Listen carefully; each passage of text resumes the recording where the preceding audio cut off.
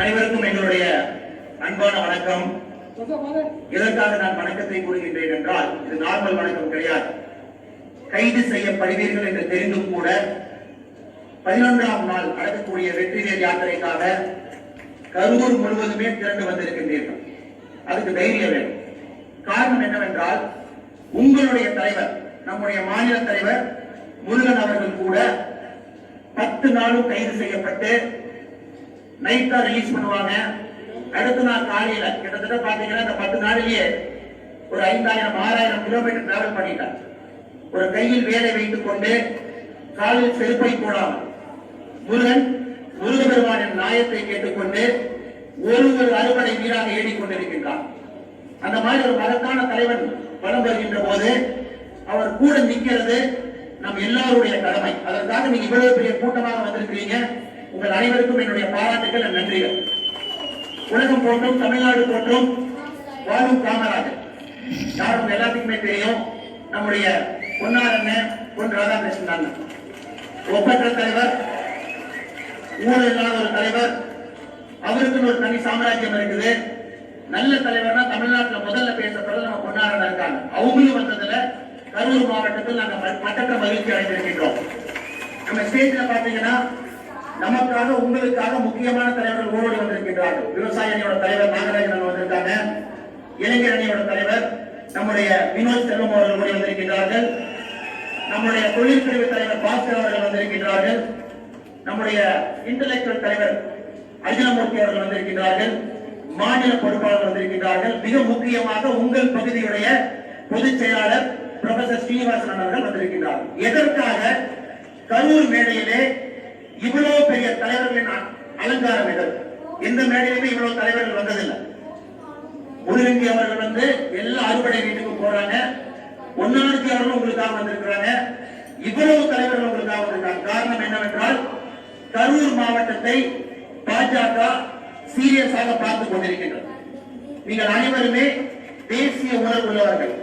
காலங்காலமாக ஊழல் கட்சிகளுக்கு ஓட்டு போட்டு கரூர் என்றாலே தலைமுடிய வேண்டிய ஒரு நிலைமை உள்ள ஊர்ல எல்லா இடத்துலயும் எலெக்ஷன் நடக்கும். கரூர்ல மட்டும் எலெக்ஷனை கேன்சல் பண்ணுவாங்க, அரவக்குறிச்சியை கேன்சல் பண்ணுவாங்க. என்ன காரணம் கேட்டீங்கன்னா, மக்கள் வந்து பணம் வாங்கிட்டாங்க, அதனால எலெக்ஷன் நாங்க திரும்ப நிறுத்த போறோம்னு சொல்லிட்டு.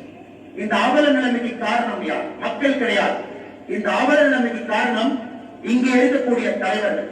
ஒரு வீடா போய் பார்த்து அவங்களுடைய பொலிட்டிக்கல் பார்ட்டியை ஒரு ஊழல் சார்ந்த ஒரு பொலிட்டிக்கல் பார்ட்டியை வச்சுக்கிட்டு கரூர் மாநகரத்திலே நான் தான் அரசியல் சாணக்கியர் என்று வளம் வந்து கொண்டிருக்கிறார்.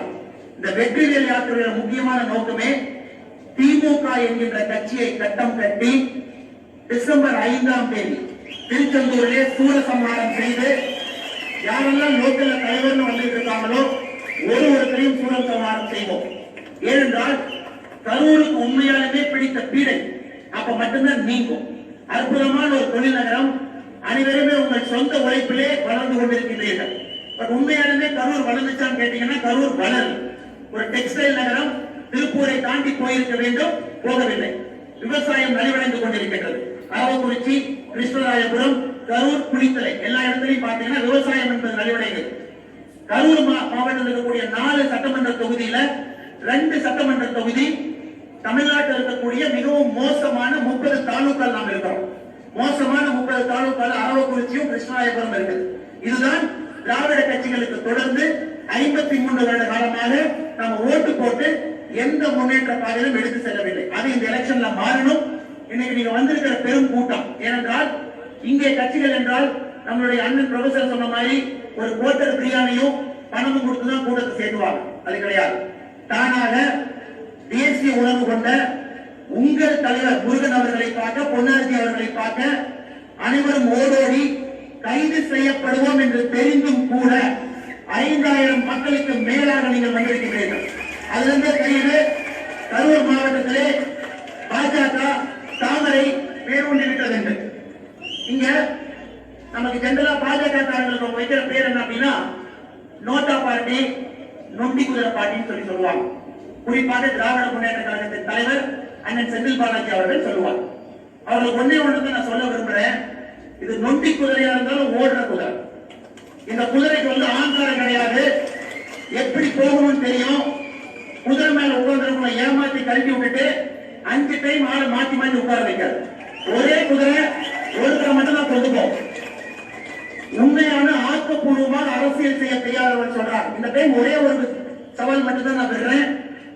நீங்கள் அரவக்குறிச்சி தொகுதியில் நில்லுங்கள். ஏன்னா நீங்க அரவக்குறிச்சி எம்எல்ஏ, நீங்க தான் கரூர் மாவட்டத்தில் தானிக்கர்னு சொல்றீங்க. தொகுதி மாதிரி ஓடி போகாதீங்க. அரவக்குறிச்சி தொகுதியில் எங்களுடைய வேட்பாளரும் நிற்பார். அப்ப பாத்தீங்கன்னா முன்னாடி நீங்க சவால் விட்டீங்க, நொண்டி குதிரை நோட்டா குதிரைன்னு தொகுதி மாறாதீங்க. 3 டைம் தொகுதி மாறிட்டீங்க. கரூர் அரவக்குறிச்சி கரூர்னு. அரவக்குறிச்சிக்கு வாங்க, சவாலை ஏத்துக்கிறோம். பாஜகவா டிஎம்கேவா கரூர்ல பார்க்கலாம். இரண்டாவதாக குறிப்பாக நம்ம கரூர் மாவட்ட தலைவர்களை பர்சனலா வன்மமா இங்க டிஎம்கே அட்டாக் பண்றாங்க. அவங்க சொல்ற முக்கியமான கருத்து என்னன்னா, எனக்கு ஒரு அருமையான பேர், எனக்கு பாத்தீங்கன்னா மாசத்துக்கு ஒரு புது பேர் வைப்பாங்க. எனக்கு அப்பா அம்மா வச்ச பேர் அண்ணாமலை. திராவிட முன்னேற்ற கழகம் ஒரு மாதமும் கூட புதிய பெயரை கொடுப்பாங்க. 13வதாக எனக்கு ஒரு பெயர் கொடுத்திருக்காங்க இந்த மாசம், ஆட்டுப்புழக்கை அண்ணாமலை அப்படின்னு. அதற்கு நான் பெருமைப்படுகின்றேன். ஏனென்றால் என்னுடைய தந்தை தாய் ஆட்டை வளர்த்தி ஆட்டை விட்டு என்னை படிக்க வைத்தார். நானும் கூட என்னுடைய ஆட்டை தோட்டத்தில் வளர்த்தி என்னை காலையில் கூட ஆட்டுப்புழக்கை அள்ளி போட்டுதான் வந்திருக்கிறேன். ஏனென்றால் ஆடு என்பது இந்த தொகுதியில் இருக்கக்கூடிய ஒரு விவசாயம் காப்பாற்றக்கூடிய ஒரு விஷயம். உங்களுக்கு என்னன்னா, மண்ணில் ஊழல் பண்ணீங்க, டெல்லி போய் ஊழல் பண்ணீங்க, போஸ்டிங் போட்டு தர ஊழல் பண்ணீங்க, டிரான்ஸ்போர்ட் டிபார்ட்மெண்ட்ல வேலை வாங்கி கொடுக்கற ஊழல் பண்ணீங்க, 2G அலைக்காத்துல ஊழல் பண்ணீங்க, நிலக்கரி சுரங்கத்தை ஊழல் பண்ணீங்க, போர்ட் வாங்கி ஊழல் பண்ணீங்க, கனிமொழி அவர்கள் அவருடைய கலைஞர் டிவி வச்சு ஊழல் பண்ணாங்க. இந்த மாதிரி பட்டியல் போட்டு நைட் 9 மணி வரைக்கும் பேசலாம். நாங்க அந்த மாதிரி பண்ணவே இல்லை. ஆட்டுப்புழக்கை அள்ளிவிட்டு வாழ்ந்து கொண்டிருக்கின்றோம். அதற்காக நாங்கள் பெருமைப்படுறோம். தயவு செஞ்சு நடைமுறையை கொடுங்க. ஒரு ஆடு வைத்திருக்கும் மனிதனும் கூட இது உங்களுக்கு நேரடியாக விடப்படுகின்ற சவால். அரவக்குறிச்சி, கிருஷ்ணராயபுரம், குளித்தலை, கரூர்ல யாரெல்லாம் ஆடு வளர்த்தி உங்களை கஷ்டப்பட்டு உங்க குழந்தைகளை படிக்க வச்சு வாழ்க்கையில முன்னேறீங்களோ, ஆட்டுப்புழக்கைன்னு சொல்ற ஒரு மனிதனுக்கும், யாரெல்லாம் ஆடு வளர்த்தி உங்களை கஷ்டப்பட்டு உங்க குழந்தைகளை படிக்க வச்சு வாழ்க்கையில முன்னேறீங்களோ, ஆட்டுப்புழக்கைன்னு சொல்ற ஒரு மனிதனுக்கும் எலெக்ஷனுக்கு போகும்போது பாஜக பட்டம் அளித்து நீங்க பதிலடி கொடுக்க வேண்டும். ஏனென்றால் எங்களை அவமானப்படுத்தவில்லை, அவமானப்படுத்தியது உங்களை. அதற்காகத்தான் நம்முடைய விவசாய அணி தலைவர் அண்ணன் நாகராஜன் அவர்கள் ஓடோடி வந்திருக்கிறார். அதை கண்டிப்பா புரிஞ்சுக்கணும். ரீசெண்டா இங்க ஒரு கோயில சிலை திருட்டு கூட போயிடுச்சு. அந்த திருட்டுல சம்பந்தப்பட்டவங்க கூட திமுக ஒரு கட்சி தான். நம்மளுடைய ராசா கோயில், கோடந்தூர்ல இருக்கக்கூடிய ராசா கோயில், ஏனென்றால் கடப்பாக்கல்ல திருட ஆரம்பிச்சவங்க இன்னைக்கு கோயில் சிலையை கூட விடவில்லை. நீங்க நினைக்கலாம், நீங்க அட்ஜஸ்ட்மெண்ட் பாலிடிக்ஸ் பண்ணிட்டு கரூர்ல தப்பிச்சுக்கலாம். எங்களுடைய தலைவர் முருகன் அவர்கள் அதற்காக வரவில்லை. சூர சம்ஹாரம் செய்வோம் என்றால் செய்வோம்.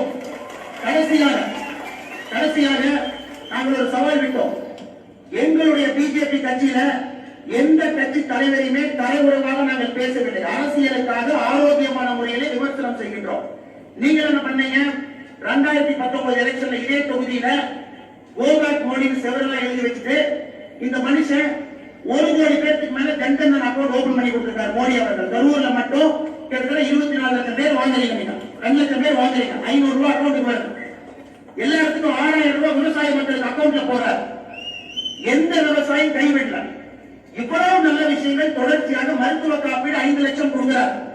இவ்வளவு மனுஷன் பண்ணிட்டு இருக்கிறத நீங்க பொறுப்பெடுத்து ஆரோக்கியமான அரசியல் செய்யாம கோபேக் மோடி எழுதினீங்கன்னா பார்த்துட்டு நாங்க சும்மா இருக்க முடியுமா? நம்முடைய இளைஞரணி, குறிப்பாக நம்முடைய தலைவர் வினோத் பி செல்வம், நம்முடைய மாவட்டத்தில் இருக்கக்கூடிய இளைஞரணியின் தலைவர், அவங்க 2 பேருமே தமிழ்நாடு ஃபுல்லா எல்லா போஸ்டையும் அழிக்க ஆரம்பிச்சாங்க. நாங்கள் வன்மத்துக்காக இங்கே வரவில்லை, ஆரோக்கியமான அரசியலுக்கு வந்திருக்கின்றோம்.